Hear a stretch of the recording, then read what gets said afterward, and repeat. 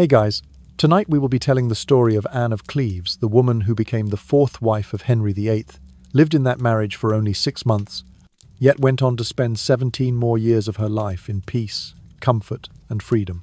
The main story tonight is not about romance, not about beauty, but about how a person escaped the whirlpool of power and cruelty through quiet wisdom and won by stepping away at exactly the right moment. Anne did not argue, did not resist, did not fight against fate. She simply understood something others never realized. Sometimes survival is the rarest form of victory, and history whispers about it instead of celebrating it. So, before you get comfortable, take a moment to like the video and subscribe, but only if you genuinely enjoy what I do here. And before we begin, tell me this. Where are you in the world, and what time is it where you're watching from?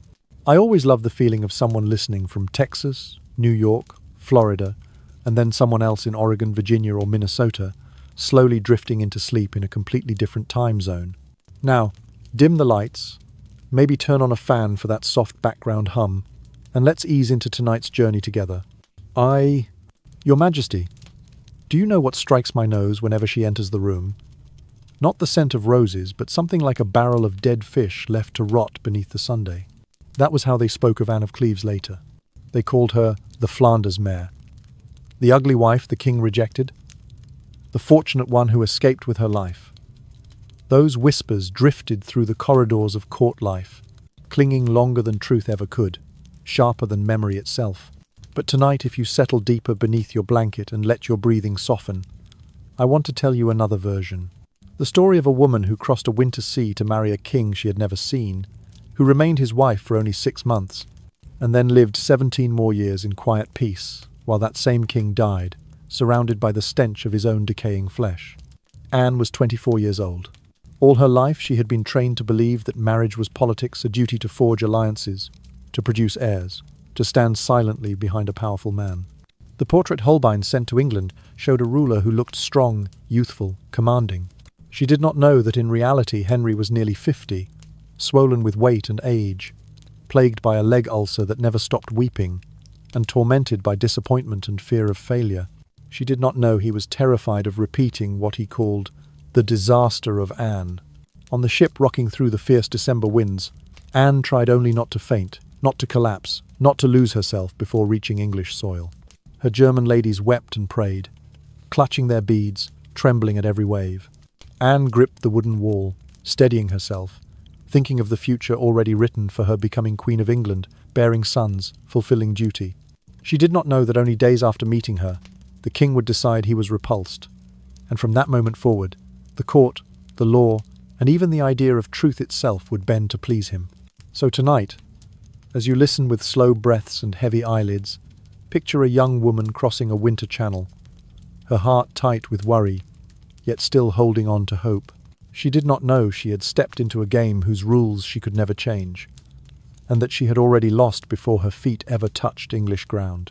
To understand why Anne fell into that trap, we have to turn back 6 months. At that time, in the cold stone corridors of the English court, Thomas Cromwell, the right hand of Henry, was calculating. He was the man who had helped Henry break from Rome, dissolve the monasteries, and both raise and destroy Anne Boleyn. He survived because he always knew what the king wanted before the king himself said it. In this moment, Henry wanted something painfully simple and dangerously complicated. A new wife. A woman to replace Jane Seymour, who had died after giving birth to a son. A marriage that would strengthen England's alliance with the Protestant states of Germany, creating balance against France and Spain. And if she happened to be beautiful, making him feel young and desired again, all the better. Cromwell looked at the map of Europe and stopped at Cleves, a small duchy aligned with the new faith, positioned strategically. The Duke had 2 unmarried sisters, Anne and Amalia. Rumours said both were acceptable. But rumours were not enough to stake Cromwell's life on. He needed a face the king would fall in love with, and so Hans Holbein, master of portraiture, was sent to Germany. Holbein understood that a royal portrait was not meant to reflect truth, but to sell a dream. He studied Anne carefully, turning her beneath shifting light, searching for angles that softened the length of her face and the sharpness of her nose. He chose a 3/4 pose, a deep red gown embroidered with gold, jewelry that looked costly but not ostentatious. Her hands folded calmly, her eyes solemn, without a smile, because a smile could betray imperfections. He did not paint Anne as she moved awkwardly. He did not paint the rigid German tone of her speech. He did not paint her under harsh sunlight or laughing with her real teeth exposed. He painted the best possible version of a German noblewoman, composed, modest, suitable to be a queen. When the portrait was carried back to England and unveiled before Henry, the king gazed at it for a long time. He did not merely see a woman. He saw possibility a gentle princess who would admire him, bear more sons, and patch the wounds left after the tragedy of Anne Boleyn. And within a few days he said, yes. No one told Anne that from that moment forward she was no longer herself. She was only the painted version, and real life rarely wins against pigment and varnish. The negotiations accelerated. Letters crossed borders. Dates were set. Gifts were exchanged. And while diplomats smiled, the truth remained quietly waiting. Henry had fallen in love with a painting, not a woman. Holbein returned to England, his work praised. Cromwell exhaled, believing he had secured both a queen and his own continued power. The court buzzed with whispers, wagers, anticipation. The people dreamt of stability, heirs, and peace. Only one person was still unaware of the script being written in her name. Anne. She was preparing, dutifully learning English customs, practicing curtsies, packing gowns. She did not know that she would soon be judged, not by who she was, but by how closely she resembled a wooden panel carried across the sea. In Cleves, snow gathered at the edges of the courtyard. The air smelled of pine and frost. Anne wrapped herself in heavy winter fabric, believing she was stepping into honor, believing she was chosen because she was worthy, believing she would be welcomed as a bride. But across the channel, Henry was rehearsing a fantasy. And fantasies are fragile things. They crack the moment reality steps into the room. The treaty was sealed. The ships were prepared. And the world moved forward, as though destiny itself had spoken. Yet destiny had nothing to do with it. A brush did. A painter did. A man who feared losing power did. And so Anne began her journey, not realizing she was walking into a story where her failure had already been written, not by God, not by fate, but by men holding parchment, ink, and ambition. She had been chosen because a king liked a portrait. And portraits never warn you about the moment a king changes his mind. Anne's ship reached shore in the freezing wind. She stepped onto English soil, her body still swaying with the rhythm of the waves. They arranged for her to rest at Rochester Castle, a fortress of cold stone, full of draughts and echoing corridors, nothing like the warm residences of Cleves. To entertain the future bride, the English prepared a pastime they believed exciting, bull baiting. Anne stood at the window looking down into the courtyard. The bull was chained, the dogs lunged, and blood spattered across the ground. The German ladies whispered in horror, their hands pressed to their lips. But Anne kept her face calm, because that was what was expected of a future queen. Endure in silence. At that same moment, a group of men in rough brown wool entered the chamber without announcement. Leading them was a large man with flushed cheeks and strange eyes, but his clothing showed nothing regal. To Anne, such a man could only be a merchant or a minor official. She nodded politely, then turned back toward the spectacle in the yard, the entertainment her hosts had prepared for her. The man was Henry.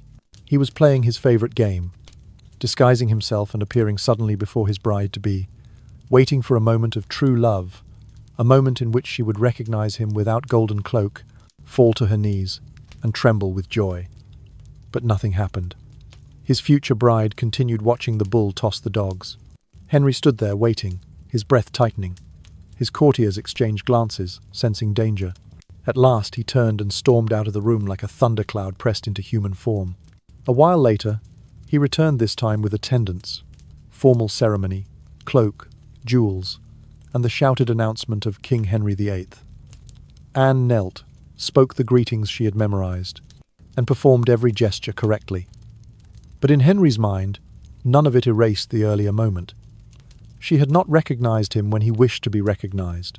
That night, while Anne went to bed believing she had done reasonably well, Cromwell was summoned at midnight. Henry paced back and forth, his voice thick with disgust. "I like her not. She does not resemble her picture. Is there any way to avoid this marriage?" Cromwell understood. The treaty was signed, Anne was already in England, and all of Europe was watching. The wedding could not be cancelled without provoking diplomatic chaos. But Henry left him with words colder than the wind outside the castle walls. If you cannot fix this, there will be consequences. Cromwell departed with a heart heavy as stone. Anne slept, believing everything was still moving in the right direction. Outside, the waves beat against the shore. The castle groaned in the winter winds. The English court exhaled uneasily, sensing something shifting beneath the surface. Anne dreamed of a crown, unaware that Henry dreamed of escape. The German ladies whispered prayers under their breath, hands clutching blankets, sensing misfortune without understanding it. Henry stared into the darkness, resentment growing like frost. Cromwell sat awake, ink drying on untouched parchment, knowing that a king's displeasure could strip titles, lands, and life in a single stroke. Nothing had officially gone wrong, and yet everything had. A single moment of unrecognized royalty had cracked the delicate fantasy that held the alliance together. Morning would come, and the wedding day would draw near, because treaties did not care about disappointment, and politics did not care about revulsion. But something silent and irreversible had already happened. Henry felt mocked, and a king who feels mocked is a storm that thinks the world owes it lightning. Anne would smile, perform, curtsy, and continue forward, unaware that the ground beneath her was already shifting. Henry would brood, remembering the moment she looked past him. Cromwell would work feverishly, knowing his life depended on repairing what could not be repaired.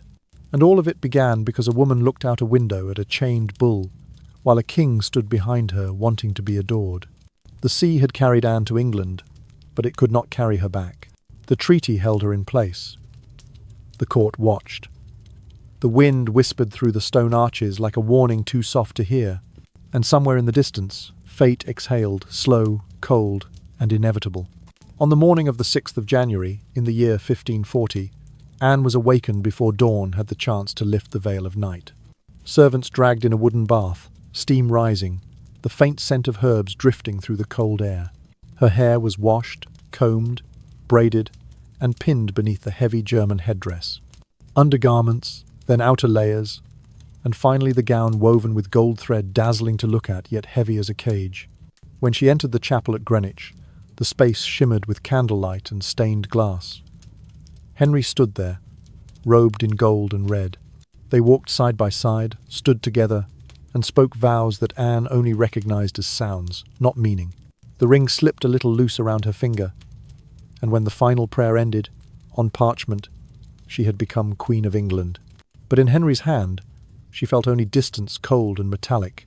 Throughout the feast, he laughed with others, drank wine, told jokes, and filled the hall with noise, while Anne sat beside him, receiving translations of every sentence, forcing herself to smile at the appropriate moments. Roasted meats, sugared pastries, wine, music, and dancing, all of it swirling around a pair who did not exchange even a single meaningful glance. When night came, attendants carefully guided them to the marriage bed. Anne was stripped layer by layer before unfamiliar women and placed upon the bed like a wax figure. Henry appeared in a white nightshirt, his left leg wrapped in bandages, the smell of medicine and leaking pus thick in the air. The bed shook when he climbed onto it. Courtiers joked, offered wishes for many sons, and then the door shut. The two were left in silence. Anne had been taught that a husband would do what must be done. She lay still, waiting. Henry, exhausted, aching, and haunted by his age and failing body, touched her, attempted a kiss, tried to force himself to fulfill the duty expected of a king, but his body betrayed him. Nothing happened. At last he turned away, silent. No explanation, no comfort. Anne lay awake in the darkness, eyes wide, unsure whether this was normal in marriage or not. The next morning, Henry spoke not to his wife, but summoned physicians, telling them that her body was like that of a woman who has borne many children, and that there was a foul smell like dead fish, and they recorded every word. Anne sat with her ladies, smiling faintly when they asked how the night had gone, unable to find a single word for the emptiness. The pattern repeated. Days passed, and each morning Henry complained to others, never to her. Each night Anne lay in silence, Each sunrise carried the weight of something unspoken, something wrong, something tightening like a rope around the future. Henry told more advisers that nothing had happened in the marriage bed. He blamed her appearance, her manner, the way she seemed foreign, distant, unfamiliar. But the records show something different. They show a king frightened of impotence, frightened of age, frightened of failure. And fear has a way of reshaping truth. Anne continued performing her role, greeting visitors, learning courtly gestures, practicing English phrases. She believed that in time, things would settle, that affection could grow, that duty could become comfort. But the court had already begun whispering. Servants noticed Henry's disgust. Ambassadors wrote home in coded letters. Cromwell felt the floor shifting beneath him, and yet Anne remained unaware. She walked through the palace like a candle placed in a draught upright, steady but flickering without knowing why. She tried to be pleasant, obedient, calm. She tried to please a man who had already rewritten reality in his mind. She tried to find footing in a place where even the truth bowed to a king's humiliation. The marriage existed only on paper. In the bed, there was distance. In the hall, there was performance. In the court, there was tension. And in Henry's mind, there was a growing conviction that he had been deceived, that he had been mocked, that he must be freed. Anne continued smiling at the right times. Henry continued complaining to his physicians. Cromwell continued praying that politics could defy disgust. And the quiet truth settled over England like frost. The Queen did not know she was a queen only in name, and the King did not know he was the author of his own disappointment. The candles burned low, the palace slept, and Anne lay awake, not knowing her crown was already cracking. From that point until the month of June, Anne's life became a melody with only two notes, waiting and enduring. She woke in a chamber of cold stone, dressed in garments chosen by others, and ate breakfast without her husband ever sitting beside her. She studied English with a patient tutor, struggling through stiff phrases, and crafted hollow reassurances in letters sent back home. I am well. Everyone here is very kind. Henry appeared only when protocol demanded it. Feasts, church services, ceremonies. He sat beside her as though separated by an invisible chasm. The nobles whispered, glanced, and murmured. Anne did not understand all the words, but she understood the eyes. Why does the king not go near the queen? Is she flawed? In the evenings they were still escorted to the same bed. The women undressed Anne, wished her good night. The courtiers helped Henry climb onto the mattress, adding crude jokes. Then the door closed, and once again, two bodies lay still, turned away from one another, separated by a silence no one dared to name. Gradually, Anne noticed a shift in the glances cast across the banquet hall. Henry did not look at her, but his eyes rested often on another girl, Catherine Howard, small, 18, bright-eyed, and laughing softly. One day, Catherine entered wearing a ruby heart-shaped brooch.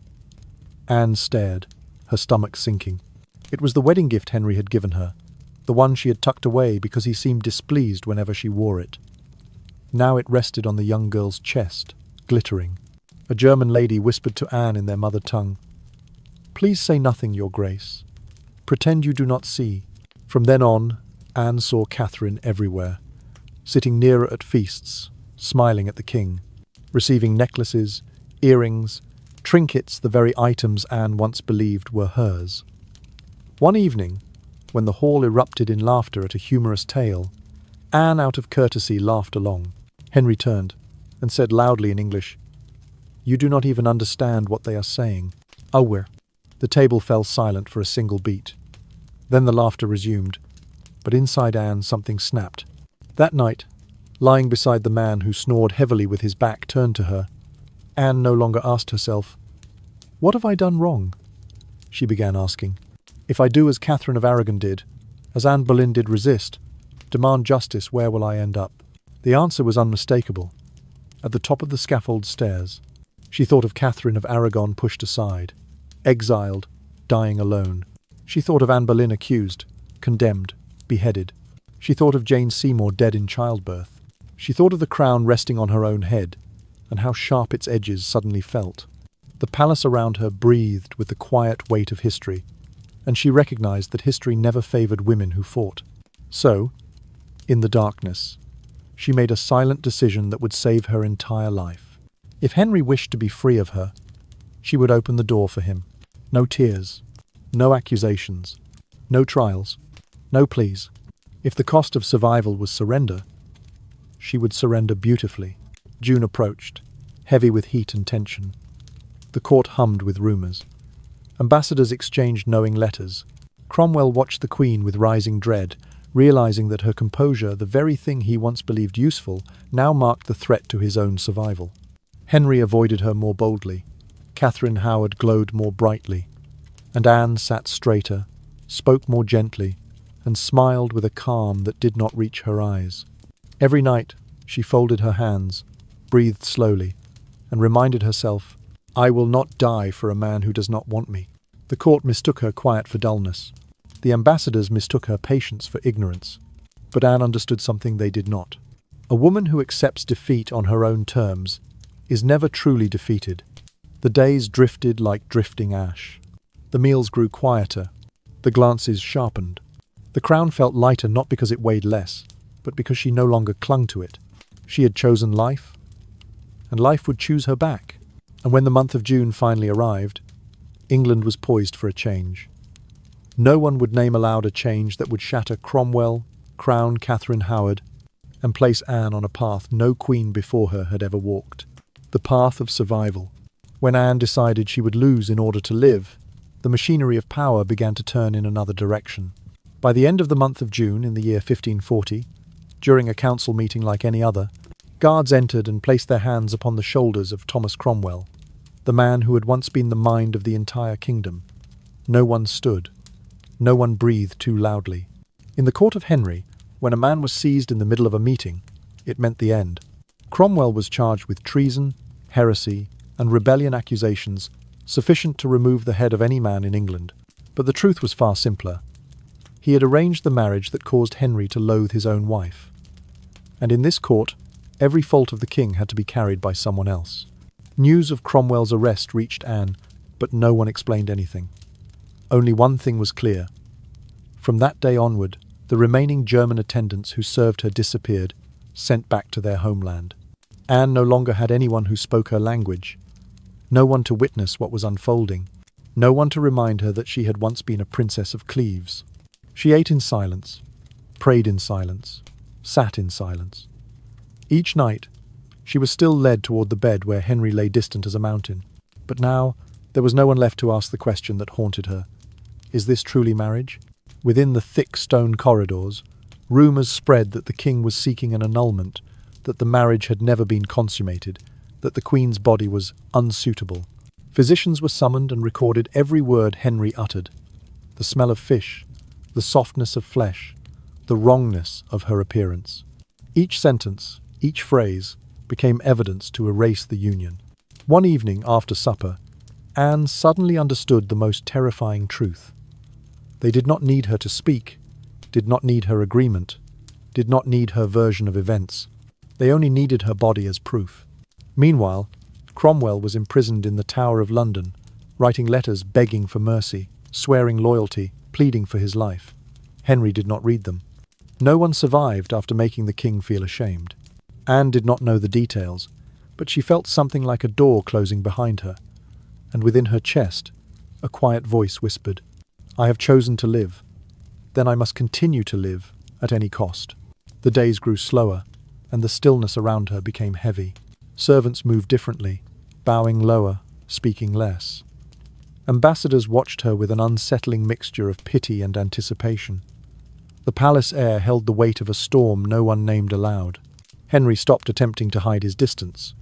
Catherine Howard's presence glimmered brighter, the court leaning toward her like flowers bending to sunlight. Anne walked through rooms where conversation fell away when she entered, where eyes slid past her as though she were fading from sight.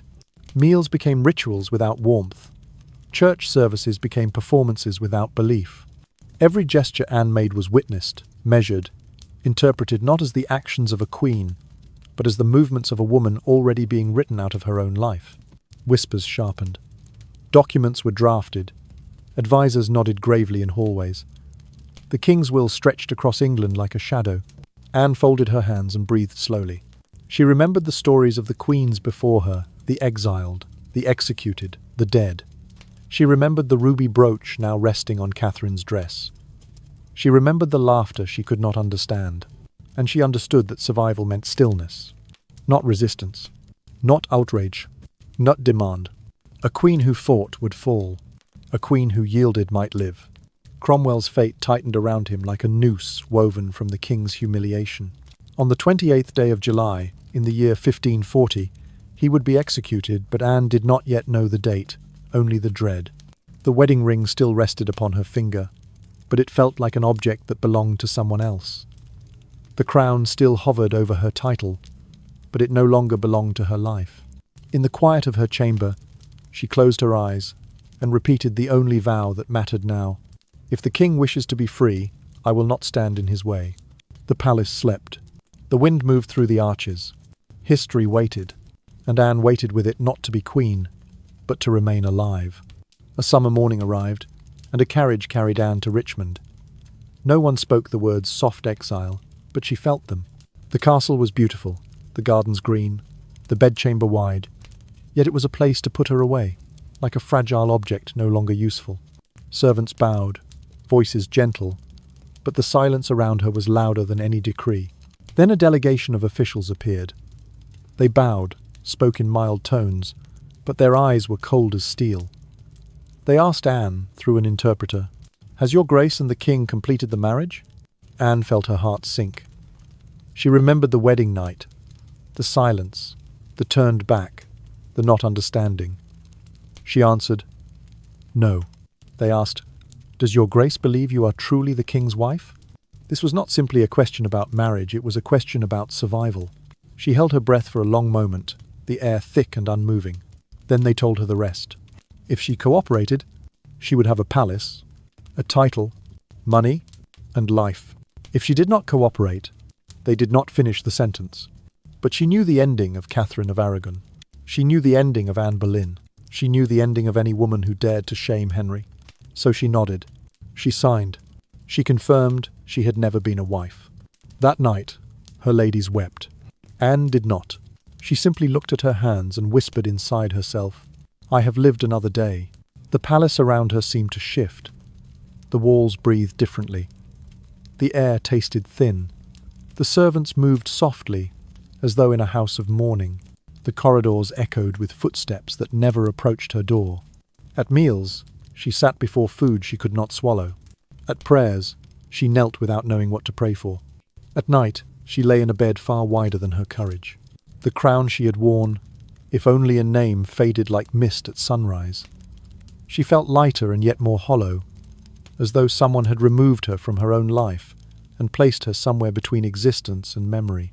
She thought of Cleves, of the river, of winter air that smelled of pine, of voices that spoke her language. She thought of her mother, of lessons about duty, obedience, silence. She wondered if anyone there knew that she was no longer queen, or if letters would be rewritten before they arrived. The next morning, they called her by a new name. The king's sister, not queen, not wife. A safe role, harmless, neutral.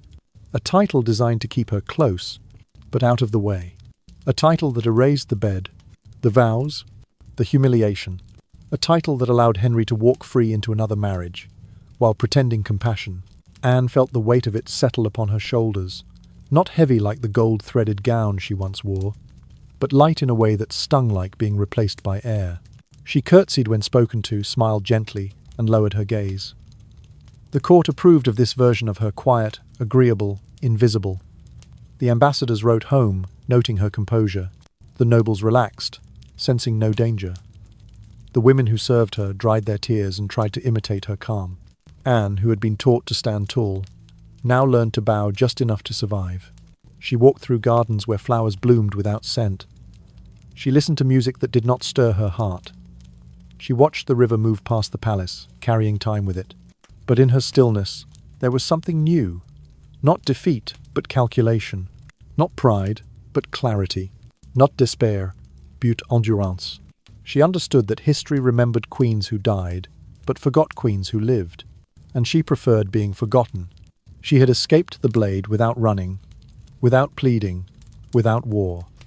She had survived a king, a court, a marriage, and a portrait. She had surrendered the crown, and in doing so, kept her life. Night fell softly over Richmond. The candles flickered. The air cooled. Anne closed her eyes and breathed slowly, the way one breathes when slipping into sleep or into a new life. She did not know what would come next, but she knew she would meet it alive. To close the door on the marriage, the court needed final proof that Anne was still a virgin. That meant 3 male physicians would enter her chamber, ask her to lie upon the bed, and touch her body as though she were an object to be inspected. Her ladies tried to soothe her in trembling German. "It will be quick. Do not be afraid, your grace." Horror. But Anne, who had learned to survive through silence, simply lay back and looked up at the canopy above her, as though it were a winter sky. Rough hands, cold eyes, and clinical voices discussed her body in English as though it were a report rather than a person. Unpenetrated. Structure intact. No signs of intercourse. They spoke as if she could not hear them, as if she were not present, as if her spirit had already been removed from her flesh. When they left, her ladies burst into tears. One covered her face and whispered in German, "No one deserves this." Anne sat up, took a small sip of wine, and simply said, "I am still alive." Night settled over Richmond. She sat by the window for a long time, watching the green of the garden fade into shadow, listening to the wind move through the leaves. Perhaps for the first time she understood a truth more brutal than Henry himself. To survive, sometimes one must allow others to take something that was never meant to be given. The castle was quiet, yet heavy as though the stones themselves knew what had been taken and what was yet to come. Morning arrived with pale light. The report was submitted. The marriage was declared null. Anne was released from the throne. But she knew this was not freedom. This was merely a more beautiful prison. Her chamber was spacious, yet it felt smaller. Her gowns were soft, yet they felt heavier. Her title was safer, yet it felt emptier. Servants bowed more deeply, as though pity required ceremony. Officials spoke more gently, as though shame required softness. Messages arrived with cautious phrasing, as though the truth required padding. Anne walked through rooms where her footsteps did not echo. She sat at tables where food tasted like nothing. She prayed with lips that moved, but did not form meaning. The crown was gone, yet its absence pressed against her like a bruise. She thought of the night the women stripped away her gown. She thought of Henry turning his back. She thought of physicians writing down her body like a list of evidence. She wondered how a marriage could be erased, not by love or hatred, but by ink. Outside, birds sang as if nothing had changed. Inside, everything had. The court celebrated quietly, relieved, triumphant, satisfied.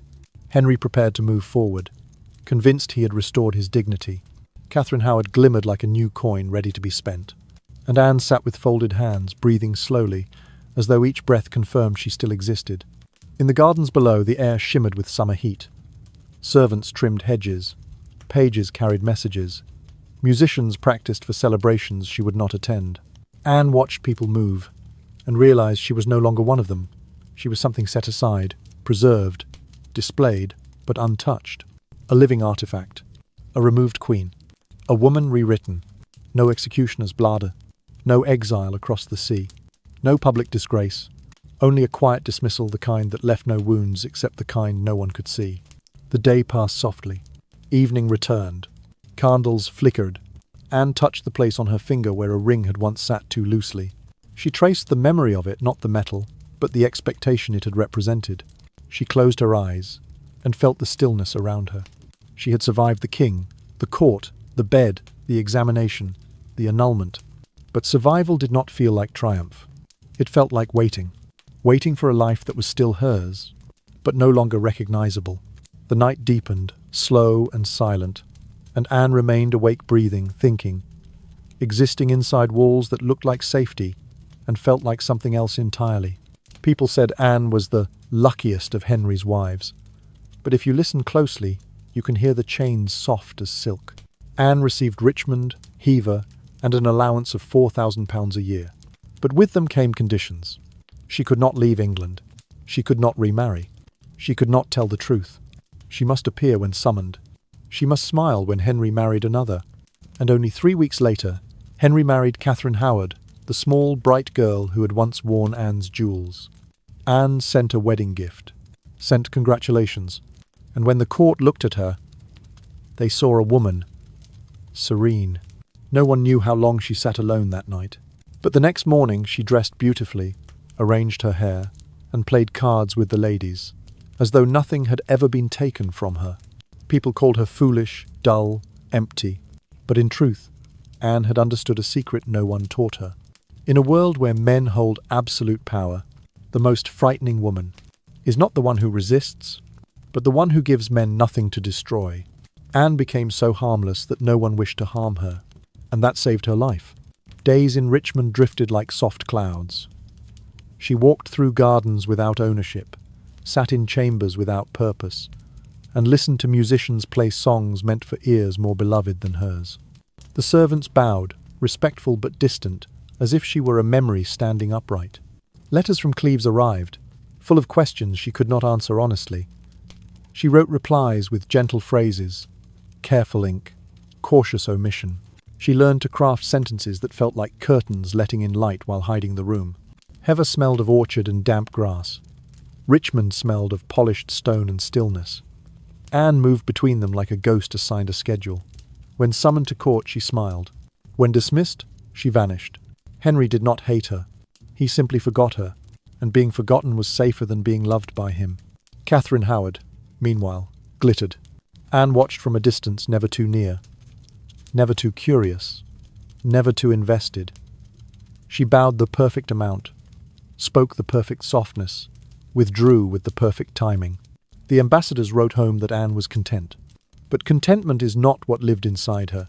What lived inside her was calm calculation, the understanding that breathing quietly was the only armor allowed to women who wished to remain alive. She rode through gardens on gentle horses. She embroidered scenes she never showed anyone. She played cards and pretended not to notice when people cheated to let her win. At night, she sat by the window, hands folded, feeling existence rather than purpose. Not queen, not wife, not mother, just surviving. People assumed survival was easy. It was not. Every morning she woke and chose silence. Every afternoon she chose invisibility. Every evening she chose to remain.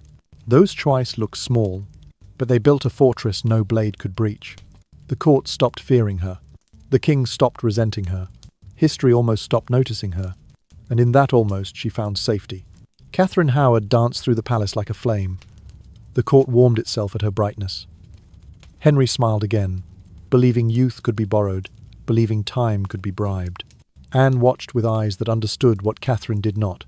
The brighter the flame, the faster the burn. Women whispered that Anne had been humiliated. Men said she was irrelevant. Chroniclers barely mentioned her. But Anne lived. She breathed air that did not smell of fear. She walked corridors without dreading footsteps behind her. She slept without dreaming of swords. And as summer folded into autumn, and autumn into winter, a strange truth shimmered beneath her quiet life. She had escaped the fate of queens by ceasing to be one. The crown had been removed, but her head was still attached. The marriage had been erased, but her pulse continued. The world thought she had lost, but she had won the only victory that mattered, the right to keep living in a world where women like her were not meant to survive. And so she continued, soft as a whisper, present but untouchable, forgettable but enduring, the wife who left the throne and kept her life. Catherine Howard burned bright like fireworks and faded just as quickly. Rumors began to stir, then letters surfaced. Then people who had known her before she became queen stepped forward, whispering, confessing, accusing. Servants spoke of past lovers. Old acquaintances delivered statements. Names were written down, dates were recorded. The glitter that had once enchanted the court now turned sharp, cutting through her illusions. Henry, who had felt young again because of her, now raged like a wounded beast. The men suspected of involvement with her were seized, tortured, and executed, their heads set upon London Bridge, left for the crows to tear. Catherine was imprisoned, trembling, weeping, begging for mercy. She was only 21 years old. On a winter morning in the year 1542, she was led to the scaffold where Anne Boleyn had died. Her legs were so weak that she needed to be supported. Her final words disappeared into the cold wind. One stroke of the axe and her life ended. The news reached Anne at Richmond. Her servant delivered the message in a quiet voice. Anne simply nodded and said she would pray for Catherine's soul. But when she stepped into the chapel, no one knew what she prayed for. Perhaps pity, perhaps fear, perhaps gratitude that she had been made not beautiful, not fiery, not dangerous. When she walked out, a lady-in-waiting asked in a trembling voice, "Your Grace, are you well?" Anne smiled softly and answered, "Today, I am still alive." And that was the first moment her attendants understood. Anne was not passive. Anne was a survivor. Richmond felt different after that morning. The air seemed quieter, as though even the walls had heard the blade fall. The servants moved with a new respect, not dramatic, not spoken, but perceptible, like the shift of a tide. Anne sat near the window, watching frost cling to the edges of the garden. She thought of Catherine Howard's laughter, the youth that had danced through the court, the jewels that once had been hers. She thought of the short distance between admiration and execution. She thought of how quickly affection could turn into accusation. Henry did not summon her. No one asked her opinion. History did not record her feelings. But she understood something the world rarely admits. Beauty can be fatal. Charm can be fatal. Desire can be fatal. And being overlooked can be a shield. In the months that followed, Anne became even quieter, even gentler, even softer around the edges.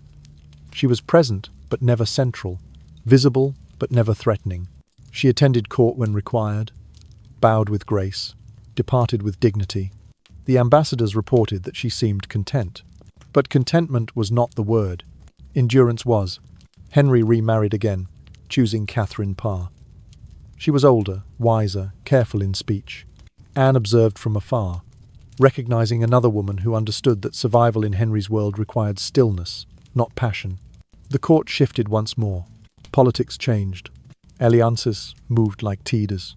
But Anne remained untouched. People called her fortunate. They said she had escaped. They said she was blessed. But blessings are rarely so quiet, and survival rarely so gentle. Anne walked the corridors knowing what others did not. She had lived because she had given the king nothing to push against. No fire to extinguish. No pride to shatter. No ambition to punish. And so she continued breathing softly, sleeping peacefully, waking each morning with the simple miracle of still being alive. Years later, when people spoke of Henry's wives, they spoke of tragedy, betrayal, death, childbirth, blood, execution. But when they spoke of Anne of Cleves, they paused. There was no scandal, no blade, no downfall, only endurance. Only a woman who learned the quiet art of stepping aside without disappearing. Only a life that stretched far beyond the king who once claimed her. And if you listen closely, even now, across the centuries, you can still hear it. Not the scream of execution, not the roar of accusation, but the soft whisper of breath. Today, I am still alive. After the death of Catherine Howard, the court exhaled as though a tight cord had finally loosened. Henry became quieter, slower, more exhausted. The feasts grew fewer, laughter fractured into coughing. And within that hollowed space, something no one expected began to form. Anne and Princess Mary grew close.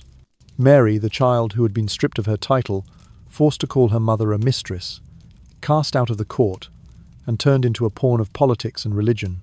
Mary, the one who understood humiliation, who understood silence, who understood what it meant to survive inside a palace that could kill her at any moment.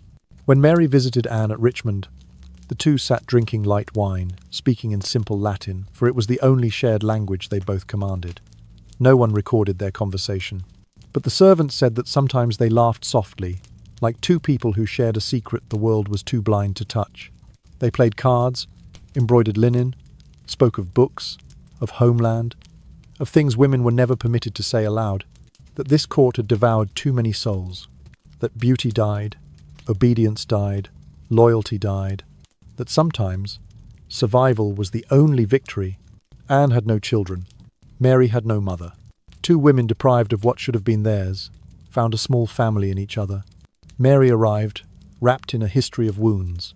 She had watched her mother, Catherine of Aragon, fade and die in isolation. She had watched Anne Boleyn rise and fall. She had watched men write her life in ink she could not hold. She had been told to forget, to accept, to obey. Anne listened. Not as queen, not as rival, not as spectator, but as someone who understood that loss could be quiet and still fatal. They spoke of faith without preaching. They spoke of power without ambition. They spoke of fear without trembling. Sometimes they simply sat in silence, the way only two people who have lived through storms can sit without needing to fill the air. Richmond's windows overlooked gardens that swayed gently in the wind. The river glimmered with pale sunlight. The world outside continued, unaware that inside, two women stitched themselves back together with shared understanding. Servants noticed the change. Anne smiled more softly. Mary breathed more evenly. The court did not comment, because the court did not see. Only the women who served them whispered, in kitchens and corridors, that something rare was happening. Companionship without envy, affection without danger, kinship without threat. And when Mary rose to leave Richmond, she always turned back to look once more. A servant once asked her why. Mary answered very softly, because she is the only one who escaped my father. In that world, those words were the highest form of reverence. Anne watched Mary depart, cloaked and escorted, carrying a dignity carved from suffering. She saw in Mary a reflection of herself, a woman shaped by men's decisions, yet somehow unbroken. Days passed gently. Seasons shifted. The court transformed again, as it always did. Henry remarried this time to Catherine Parr. She was careful, intelligent, measured. Anne observed without jealousy, without ache, without longing, because she understood now that she had stepped outside the story that consumed other women. She was no longer prey to affection or expectation. She was no longer a symbol of alliance or beauty. She was no longer a crown to be worn or removed. She was simply Anne alive, breathing, untouched by the blade that had taken others. At Richmond, she walked through shaded paths, her gown brushing the gravel. She read scripture slowly, not for salvation, but for calm. She listened to music played softly on lute or viol, letting the notes drift like dandelion seeds. She lived, day after day, quietly, and in a world that had killed queens for less. That was astonishing. Sometimes at night, she thought of the ship crossing the winter sea. She thought of the portrait. She thought of the marriage bed. She thought of the examination. And she realized she no longer felt pain, only distance. Mary continued to visit. Anne continued to welcome her. Two women surviving the same man. Two ghosts who refused to die. History would not write about these afternoons. Chronicles would not record their laughter. Biographers would not mention their bond. But here, in the quiet breathing of the palace walls, it existed soft, steady, undeniable. And it carried Anne forward, not as a queen, not as a disgrace, but as something far rarer. A woman who lived, and lived, and lived. Time passed like a candle burning slowly. Henry aged so quickly that even he could not keep up with the truth of it. The ulcer on his leg swelled, oozing yellow-black fluid, the smell rising so sharply that attendants covered their noses. He no longer rode horses, no longer danced, no longer resembled the lion Europe had once feared. Sometimes, Anne was summoned to court. She stood at a distance, knelt just enough, smiled in the proper measure, and asked about his health in gentle English. Henry looked at her longer than he used to, as though trying to remember who she had once been in his life. Then he turned away, breath heavy, and ordered that she be sent back. The palace grew quieter each season. Footsteps softened, candles burned earlier. The music faded into memory. Those who had survived multiple queens began moving through the halls like elderly ghosts, waiting for the next shift in power. And through it all, Anne remained untouched, neither beloved nor despised, simply present, breathing. On a cold night in the year 1547, Henry's candle finally went out. There was no roar, no grand final speech, no thunderous farewell, only a breath that grew slower, heavier, and then stopped. Europe heard the news. Ambassadors sent reports. Church bells rang. But at Richmond, Anne simply placed her hand over her chest and inhaled deeply as though someone had opened a window after many years. No one asked for her feelings. No one recorded her reaction. But the servants said that on that night, Anne ate better than usual and went to sleep early, without sleeping draughts, without nightmares, without the shadow of a monster pressing on her chest. Henry died at the age of 55. Anne lived 16 more years. The court shifted again, like a great machine changing gears. Edward, the boy born from Jane Seymour, became king. Mary, the daughter who had visited Anne, became queen after him. Then came Elizabeth, daughter of Anne Boleyn, the girl Henry once wished had never been born. And through each reign, Anne remained safe. She attended Mary's coronation, wrapped in dignity. The crowds cheered for the new queen, but they also whispered about the woman standing quietly nearby, the woman who had escaped the fate of queens.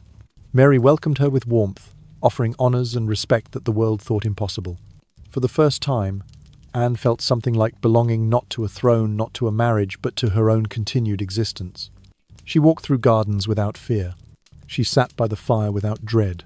She embroidered without trembling hands. No one measured her beauty. No one inspected her body. No one demanded her loyalty. She was finally what she had never been allowed to be, herself. The years drifted softly. Seasons rolled by like waves that never crashed. Anne aged gently, without the violence that had marked the lives of the other wives. She heard stories of Catherine of Aragon's lonely death. She remembered Anne Boleyn's execution. She prayed for Jane Seymour, who died giving the king the son he wanted. She thought of Catherine Howard, young and terrified, and she nodded with quiet respect toward Catherine Parr, who survived Henry but not the life that came after. Anne alone remained not ruined, not erased, not broken. She became a figure that history struggled to categorize. Not tragedy, not triumph.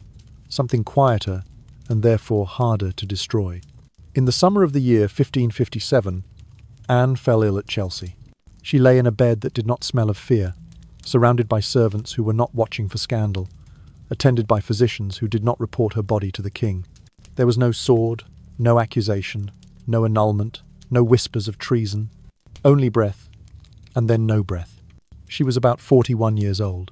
She was buried in Westminster Abbey, the only one of Henry's wives to rest there. In a world where women were either replaced or executed, Anne had found a third ending. She lived, not gloriously, not loudly, not triumphantly, but fully enough to outlast a king. And if you lie still for a moment, you can almost hear it softer than silk, fainter than candle smoke, steadier than a heartbeat fading into night. She survived.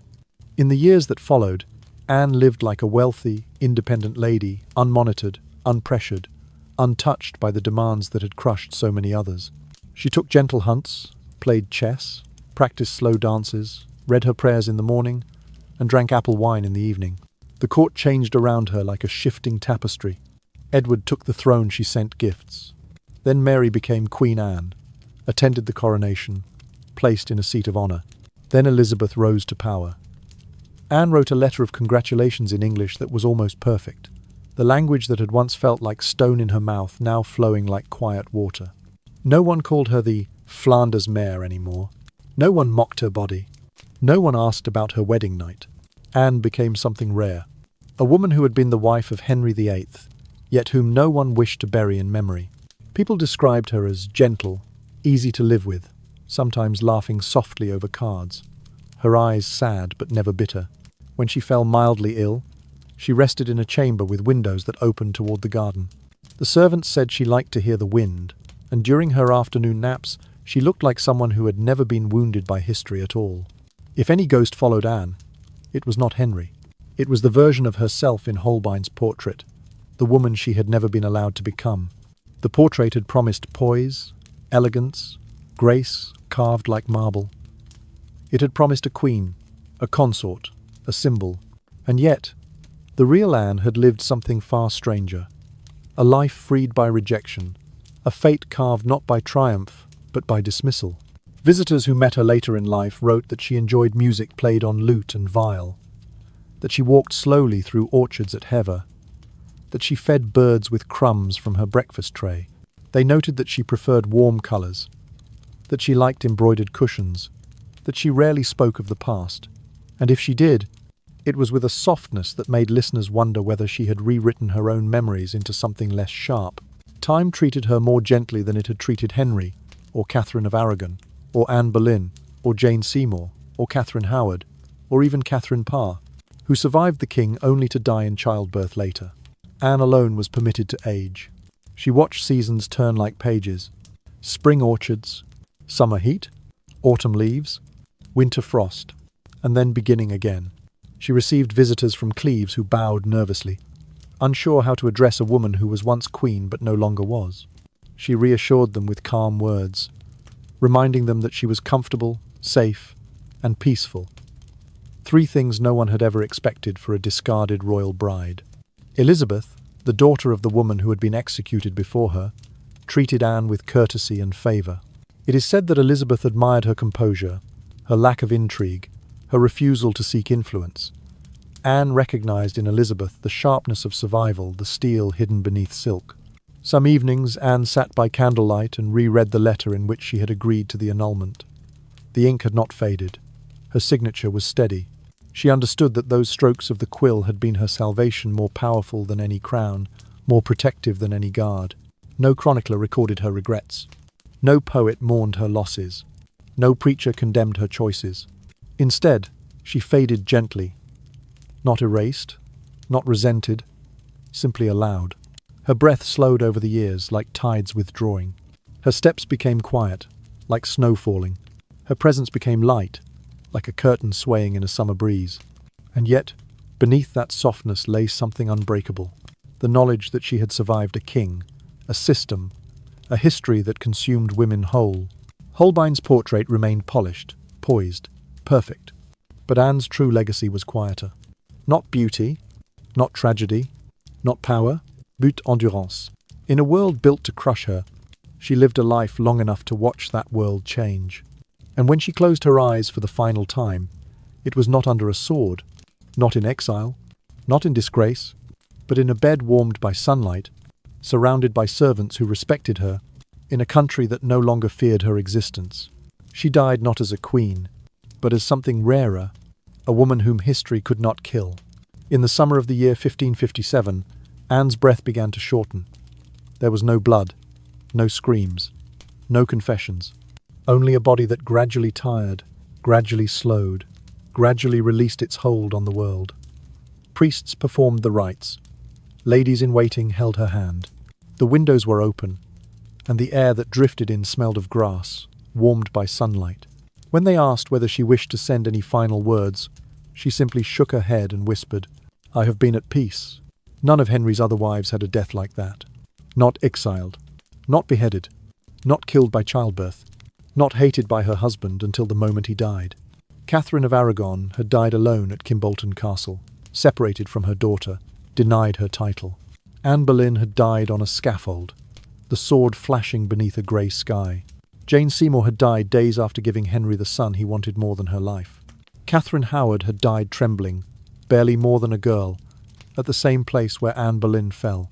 Catherine Parr had survived Henry, only to die in childbirth later. Anne alone slipped away like a candle that had simply finished burning. Her body was taken to Westminster Abbey, a resting place of kings, something that had never happened for a woman once dismissed from the throne.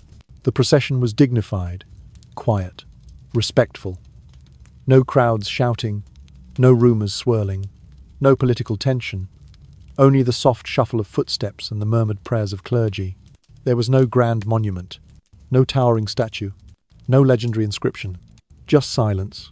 But sometimes, silence is the only proof that someone has won. The abbey stones received her gently. She was laid to rest, not as a discarded queen, not as a scandal, not as a tragedy, but as a woman who had slipped through history's clenched teeth without being broken. Those who remembered her spoke of calmness, of softness, of a presence that never demanded space, yet occupied it fully, of a woman who bowed just enough to live and stood just enough to remain herself. Years later, chroniclers almost forgot to include her. Historians struggled to label her. Playwrights ignored her because she offered no blood, no seduction, no spectacle. But perhaps that was her last quiet triumph. Anne had learned something most people never do, that survival is not always loud, and peace is not always celebrated, and endurance is not always carved into stone. Sometimes it exists in the soft breath of a woman who was expected to die, but lived instead. Visitors to Westminster walk past her resting place without realizing who lies there. Guides speak more loudly about queens who bled, who burned, who fell. But somewhere beneath the stone, Anne rests untouched by the stories that consumed the others. If ghosts walk the abbey at night, hers would not scream or rattle chains. She would move quietly, like a breeze across old marble. No portrait shows her as she truly became. No history book captures the softness of her victory. No legend carries her name with fire. But if you pause long enough, if you listen in the hush between footfalls, you might feel it. The echo of a life that refused to be ruined. Anne of Cleves, once a bargaining chip, once a bride unwanted, once a queen erased on paper, outlived the king who rejected her, outlasted the court that mocked her, and departed the world in peace. And so her story ends not with a sword, nor with a scream, but with a breath that faded gently, leaving behind only the quiet proof that in a world designed to destroy her, she lived, and that was enough. Now you understand why I told you to pull the blanket closer at the beginning. Because this story does not shout, does not spray blood, does not echo with the chop of an axe, does not rattle prison bars. It carries only a whispered lesson. Not everyone who survives is a coward. Some survive because they see what others cannot. Anne did not resist like Catherine of Aragon, standing firm until her dignity became a cage. She did not blaze and fall like Anne Boleyn, brilliant enough to be worshipped, brilliant enough to be killed. She did not die of youth and carelessness like Catherine Howard, 21 and trembling before the blade. She did not wither in childbirth like Jane Seymour, praised for virtue as life slipped away. She did not drown in sorrow like Catherine Parr, surviving the king only to be consumed by the life that followed. Anne chose something different. Anne chose the path most people never recognize, the path of becoming untouchable, by refusing to be destructible. And in Henry's court, a place where love could kill you, where beauty could kill you, where obedience could kill you, that was the most frightening thing of all. When you close your eyes tonight, remember this. Sometimes victory is not sitting on the throne, but walking away from it with your soul intact. Anne was not celebrated, but she was not erased. She was not adored, but she was not destroyed. She was not crowned, but she was not crushed. History tried to turn her into a footnote, a quiet name between louder tragedies, a pause between queens who bled and queens who screamed. Chroniclers yawned over her. Playwrights ignored her. Textbooks skimmed past her. But the more lightly they wrote her, the clearer her outline became. Because absence can be a kind of presence. Because silence can be a kind of echo. Because a life that leaves no scars is sometimes the loudest defiance. Think of the portrait painted by Holbein, the one that brought her across the sea, the one that sealed her fate. People stared at that smooth face and believed it told the truth. But the real Anne was not in the wood and pigment.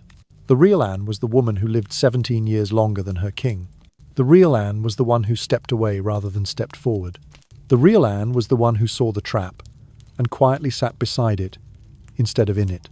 The real Anne was the one who learned that disappearing from danger is not the same as disappearing from life.